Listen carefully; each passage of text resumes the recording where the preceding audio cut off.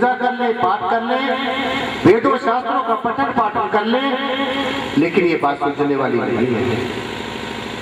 वेद शास्त्र, चाहे वो किसी भी धर्म के वेद शास्त्र हैं, पुराण है, उपनिषदें हैं, वो सिर्फ हमें परमात्मा की तरफ जाने का, परमात्मा को जानने और पहचानने का एक इशारा करते हैं। हम किसी भी वेद शास्त्र को पढ़ें, वेद शास्त्र हमें ये नहीं कहता कि परमात्मा ये है, परमात्मा वो है, परमात्मा कौन है। वेद शास्त्र सिर्फ हमें बताता है कि परमेश्वर परब्रह्म निराकार परमात्मा इस सारी सृष्टि का कर्ता धर्ता और बढ़ता रोम रोम में समाया है, जड़ और चेतन में समाया है, स्थूल और जंगम और स्थावर में समाया है। लेकिन कोई भी शास्त्र, कोई पुराण हमें ये नहीं दर्शा सकता कि परमात्मा कौन है। ये तो सिर्फ हम वक्त के गुरु की, ऐसे संत महापुरुष की कृपा से, परमात्मा के अनुग्रह से ही जान सकते हैं, और कोई तरीका है ही नहीं। या किसी से आप पूछकर देखो, जैसे हम नित्य प्रति पूजा पाठ करते हैं, कोई 10 साल से पूजा कर रहा हो, उसने कभी परमेश्वर को देखा हो, या परमेश्वर ने कभी कहा हो कि आप मेरी पूजा करो? नहीं कहा। कभी किसी देवी देवता ने कहा हो कि आप मेरी पूजा करो? नहीं कहा।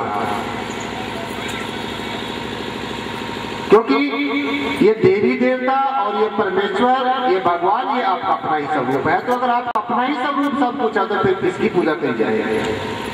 हाँ, अगर पूजा करनी है, अगर ध्यान करना है, तो संतों महापुरुषों ने हमें वो भी बात बताई है। पूजा कौन सी है? पूजा मूलम गुरुपदम।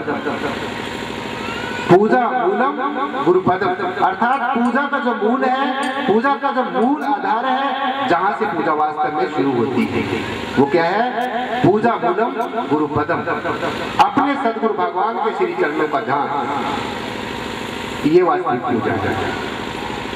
पूजा मूलम गुरुपदम, ध्यान मूलम गुरुमूर्ति। अब आप कई बार ये सोचते हैं कि हम निराकार का ध्यान करें या साकार का ध्यान करें।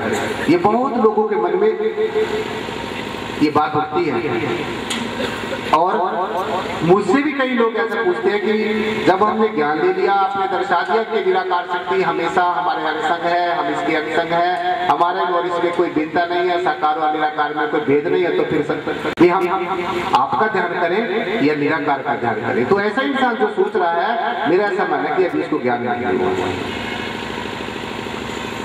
क्योंकि साकार और निराकार सासंगत ये दो तो इसलिए कहना पड़ता है क्योंकि व्यवहारिक जगत में व्यवहार में ज्ञान भी देना है, समझाना है और समझना है। वैसे इस निराकार भगवान से सिवाय, ईशोध क्रोध सता से सिवाय संसार में कुछ भी नहीं है। साच सोई जो स्थिर रहे, उपजे दिन से झूठ हो जाए, अर्थात सत्य यही है जो स्थिर है, स्टेबल है, कांस्टेंट है, अडिग है, अटूट है। और वो कहां पर है? हमारे आमने सामने। ये साकार है, ये निराकार है, ये इस निराकार का रूप है, ये इसमें से उत्पन्न हुआ और अंत में इसमें ही समा जाएगा।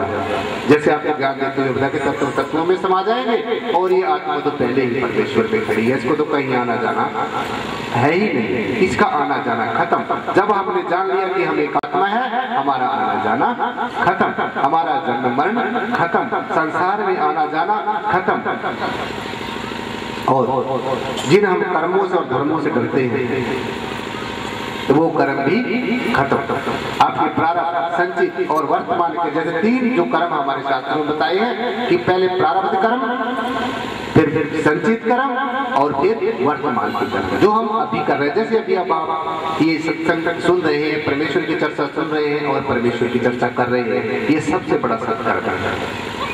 लाखों करोड़ों यज्ञों के बराबर जब जो इंसान सत्संग में अपने तन से, मन से, वचन से और कर्म से अपने सदगुरु भगवान के हाथ में अपना हाथ देकर बैठता है, अपने सदगुरु भगवान का नित्य प्रति ध्यान करता है साथ संगत जी, तो उसका बाल बांका नहीं हो सकता।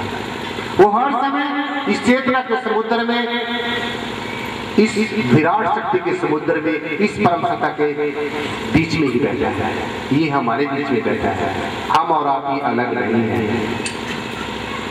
फल कारण फूल ही बन रहा है, जब फल लागा तो फूल मिलाए, ज्ञान कारण योग अभ्यास, जब ज्ञान भया तो कर्म नाश। जैसे फल के कारण फूल है और फूल का कारण फल है।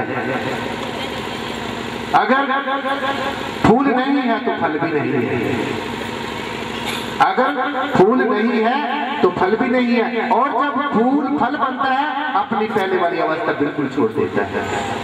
आप देखते हैं कि कैसे कोई भी अमुक जो ABC कोई भी वृक्ष है उसके ऊपर पहले फल लगता है, और जब वो फूल जो फल बनता है, वो जो फूल होता है अपने पहले वाली अवस्था बिल्कुल छोड़ देता है और वही फूल फल बन जाता है। इसीलिए संतों महापुरुषों ने इस प्रकृति के ऊपर ही उदाहरण देकर बताया है कि फल कारण फूल ही बन रहा है, फल लागा फिर फूल मिलाए, ज्ञान कारण योग अभ्यास, जब ज्ञान गया तो कर्म नाश। जब हमें पता चल गया कि मैं ये शरीर नहीं हूँ और आप भी नहीं है, ये मानने और जानने वाली बात है, लेकिन पहले इस बात को साथ संगत जी जाना जाए, फिर अगर जानकर हम किसी बात को मानेंगे तो निश्चय ही हमारे जीवन में आनंद उत्प्रोत हो जाएगा, आनंद से भरपूर हो जाएंगे। जैसे कि भरपूर परमात्मा हर एक तरीके से भरपूर है, ज्ञान से, ध्यान से, योग से, युक्ति से, सब चीजों से भरपूर है। ऐसे ही अगर आप इसका स्वरूप हो, अगर आप अपने आप को आत्मा जानते हैं तो आप भी आनंद स्वरूप हो, आप भी सत्य स्वरूप हो, आप भी ज्ञान स्वरूप हो, आप भी चेतन स्वरूप हो, सच्चिदानंद स्वरूप हो, अद्वैत रूप हो। क्योंकि जहां पर द्वैत है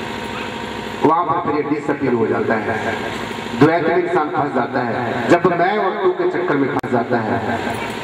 तो इसीलिए जो मैं और तू है, आप और मैं हूं, परमात्मा और आत्मा है, भक्त और भगवान है, ये सिर्फ हमारे कहने का विषय है। वास्तव में इसमें निर्गुण निराकार और सर्वाधार सत्ता से सिवाय कुछ भी नहीं है।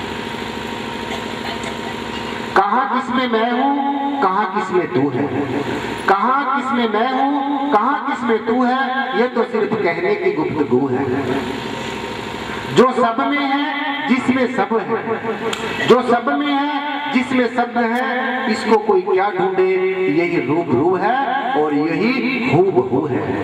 संशय खत्म हो गया जब जान लिया कि मैं और मेरा परमात्मा हम एक ही हैं, हम एक ही थे, हम अंग संग हैं, हमेशा साथ साथ ही रहते हैं।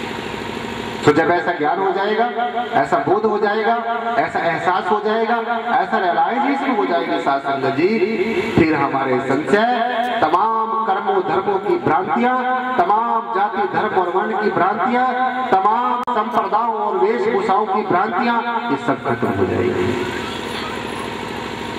क्योंकि ये एक शरीर आत्मा ने धारण किया हुआ है, यानी कि एक शरीरधारी आत्मा है। इसके ऊपर आप भगवे वस्त्र पहन लो, इसके ऊपर आप सफेद वस्त्र पहन लो, इन चीजों से कोई फर्क नहीं पड़ता। किसी भी संप्रदाय में चले जाओ, अब आप देखो ना, आप सबने भगवे वस्त्र भी नहीं पहने हुए और आप सबने सफेद वस्त्र भी नहीं पहने हुए। कई लोगों के मन में ये भ्रांति है, संप्रदायवाद की भ्रांति है कि मैं अमुक मिशन का हूँ, अमुक संप्रदाय का हूँ, अमुक गुरु का शिष्य हूँ। ऐसी बात नहीं है।